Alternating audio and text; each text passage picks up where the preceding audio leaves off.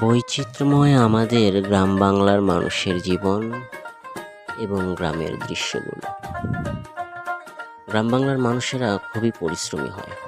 তারা সকাল থেকে সন্ধ্যা পর্যন্ত কোনো না কোনো কাজ নিয়ে ব্যস্তই থাকে।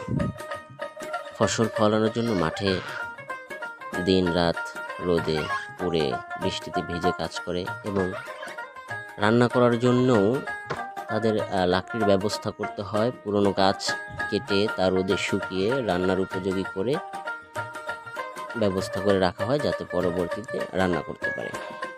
এবং আমাদের এই বৈচিত্র্যময় বাংলাদেশে গ্রাম বাংলায় মানুষের প্রত্যেকটি বাড়িতেই দেখা যাবে, প্রত্যেকটি বাড়ির গোয়াল ঘরে একটি গরু বা 2-3টা ছাগল, হাঁস, মুরগি এগুলো থাকবেই। এগুলো দৈনন্দিন জীবনের সাথে মিশে গেছে। আসলে এইসব দেখতে খুবই ভালো লাগে।